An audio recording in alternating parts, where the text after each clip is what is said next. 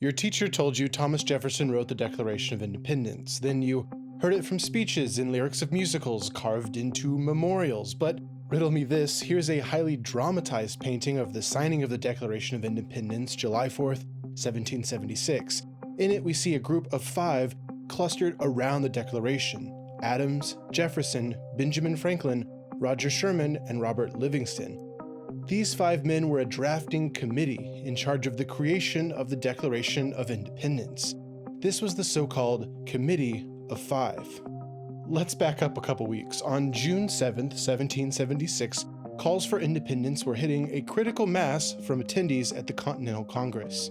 A guy by the name of Richard Henry Lee put forward a motion, what might have been a Declaration of Independence, quote, "These United Colonies are, and of right ought to be, free and independent states, that they are absolved from all allegiance to the British Crown." John Adams seconded the motion. But a few state delegations weren't totally ready to declare independence. After all, they knew war with Great Britain would follow. So on June 11, 1776, the Continental Congress created the Committee of 5 to draft a proper document and buy the holdout states just a wee bit of time to make a final call. So the Declaration of Independence had 5 authors. No, we're going to get to the originality of the ideas and phrasing, but the actual physical drafting, pen to paper, while some of the details of the drafting are lost in competing evidence from Thomas Jefferson and John Adams, the overall situation is clear. The Committee of 5 met, then decided to have either 1 or 2 of the members draft alone, and then bring it back to the 4 or 5 for further edits, and then take it to the full Continental Congress for adoption. We have 2 accounts of what happened next. One, Jefferson claimed that the Committee of 5 selected him to draft the document, and that was that. He got to work. But John Adams had a different story. He claimed that the Committee of 5 selected both he and Jefferson to draft the Declaration, and then he, out of graciousness, just let Jefferson handle it all on his own. As to whose story is true, well, it's a little question mark in history.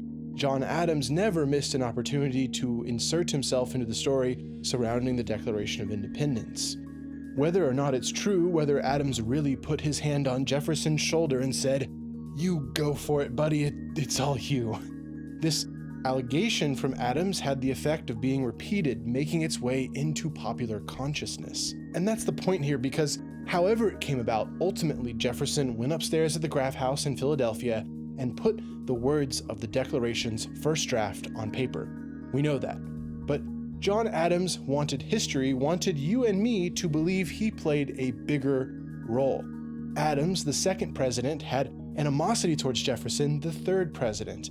Their political rivalry inflamed personally through the elections of 1796 and 1800. Even once they were old men and retired from political life, Adams remained intensely jealous that Jefferson was more beloved, the most famous founder after George Washington. This caused Adams to insert doubt in the originality and intellectual property of the Declaration of Independence as often as he could. It seemed in his mind key to Jefferson's popularity. Put down the Declaration, put down Jefferson. Adams did this in 3 ways. First, by elevating his role in the drafting. Okay, we got that. 2, claiming Jefferson's Declaration wasn't the real Declaration. And 3, claiming the words in Jefferson's Declaration were heavily borrowed or even outright plagiarized. Let's investigate. Let's also see if there are more deeper, more important questions to be found in this mystery. But first, let's talk about how North Carolina's flag is fake news. Here's North Carolina's flag. Notice the date there, May 20th, 1775, over a year before July 4th, 1776, the signing of the Declaration of Independence. What's the connection and why does North Carolina have this on their flag? Turns out that May 20th, 1775 refers to the signing of the so-called Mecklenburg Declaration of Independence, a document which purports to have been signed in North Carolina over a year before the American Declaration of Independence. It's purported the document explicitly called for independence from Great Britain and was brought with the North Carolina delegates to the Continental Congress, where it supposedly inspired the American Declaration of Independence. The Mecklenburg Declaration first entered the popular consciousness around 1819, almost 40 years after its alleged creation, in the Raleigh Register and North Carolina Gazette. It is not probably known to many of our readers that the citizens of Mecklenburg County in this state made a Declaration of Independence more than a year before Congress made theirs. They go on to print the Declaration in full, notable among the whole, quote, "We, the citizens of Mecklenburg County, do hereby absolve ourselves from all allegiance to the British Crown." But more interesting for our purposes, the Independence Declaration before the American Declaration is not what made this document controversial. It is the similarity in language, which, if authentic, would at least mean Jefferson used it as a source and at worst plagiarized. The common phrasing is striking. American Declaration, absolve ourselves from all allegiance to the British Crown. Mecklenburg Declaration, absolve ourselves from all allegiance to the British Crown. American, pledge to each other our mutual cooperation, our lives, our fortune, and our most sacred honor. Mecklenburg, pledge to each other our mutual cooperation, our lives, our fortunes, and our most sacred honor. More similarities in the description.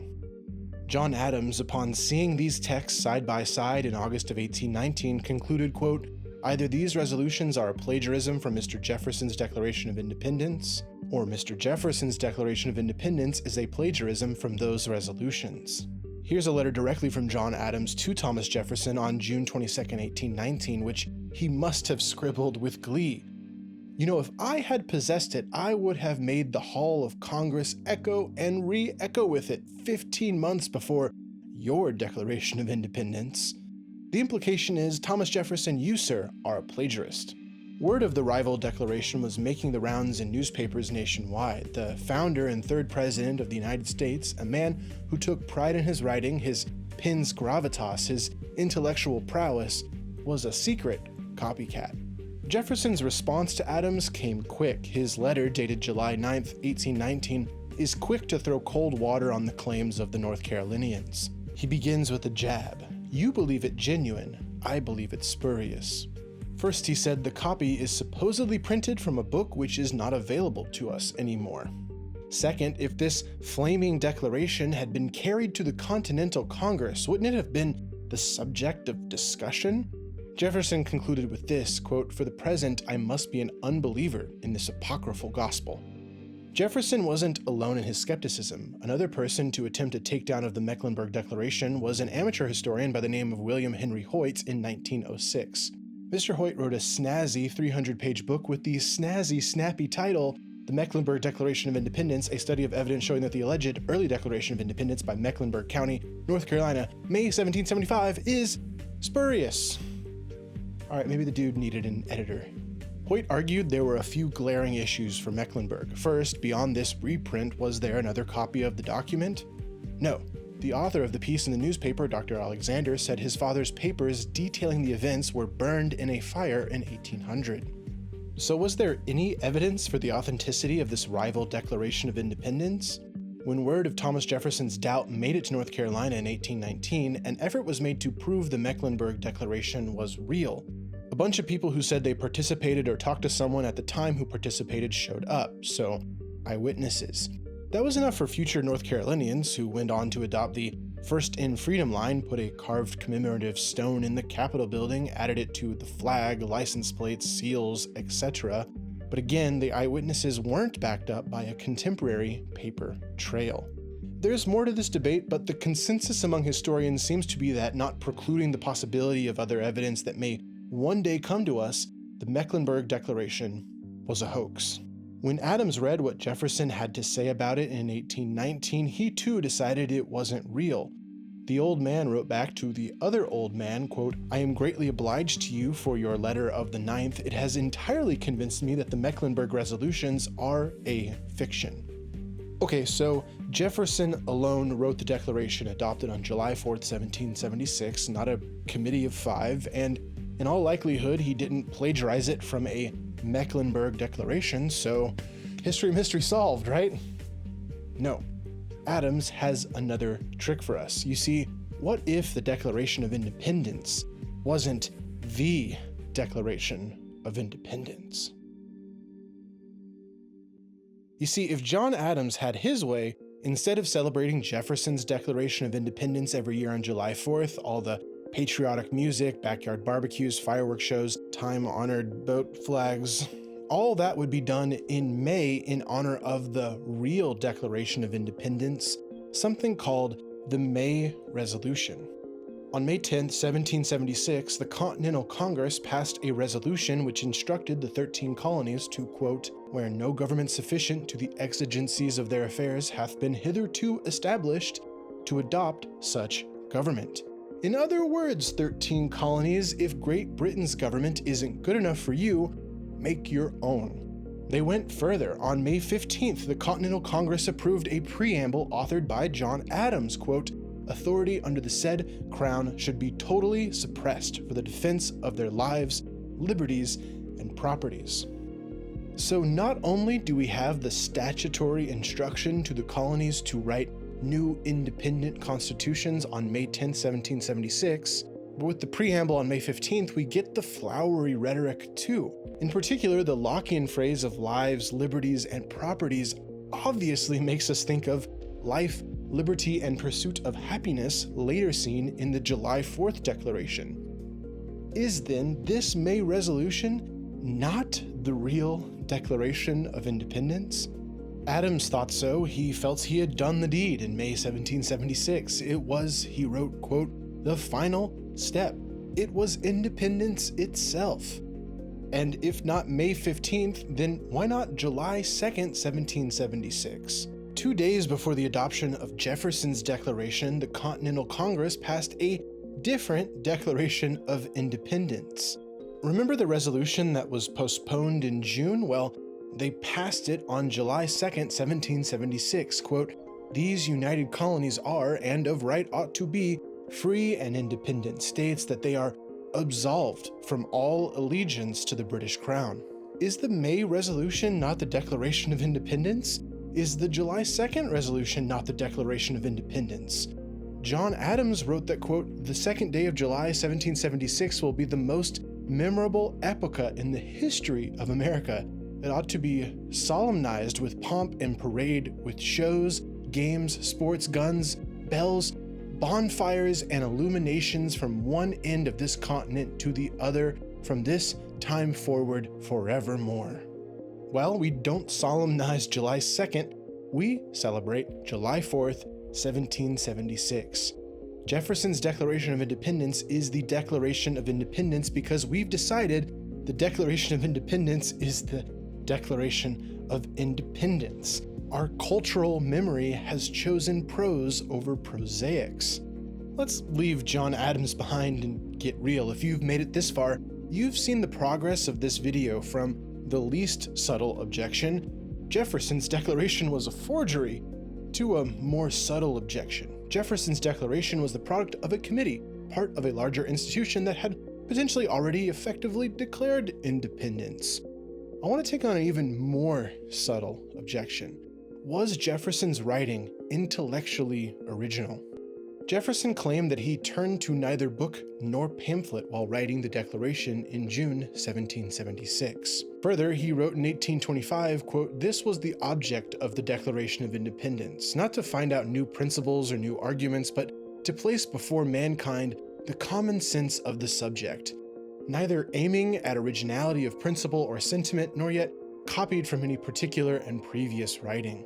If Jefferson's words are true, the Declaration came from no particular and previous writings, we can still look at several that might have amalgamated in his mind. Most immediate must have been the expressions of political thought and calls for independence in the colonies during that period. Jefferson would have certainly seen George Mason's Declaration of Rights for Virginia, which declared, quote, "All men are by nature equally free and independent and have inherent rights, namely the enjoyment of life and liberty with the means of acquiring and possessing property and pursuing and obtaining happiness and safety."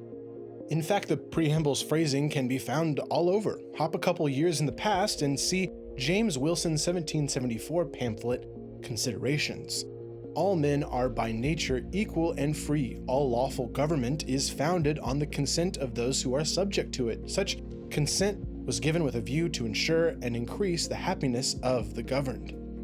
The reason this wording was oh so very common by the time Jefferson remixed it into the Declaration of Independence was because of this man, John Locke, an English philosopher who had died 72 years prior. In Locke's vision, government is limited, and in the right circumstances, the people have the right to rebel. This is the basis of Jefferson's declaration, quote, when in the course of human events it becomes necessary for one people to dissolve the political bands which have connected them with another. This ability to dismiss a monarch is found in John Locke, which is why he is often referred to as an honorary American founder, or for our purposes, an honorary writer of the Declaration. Jefferson was also surely aware of the English Declaration of Rights in 1689, and his complaints about King George took a similar form to the complaints about King James II from English nobles a century earlier.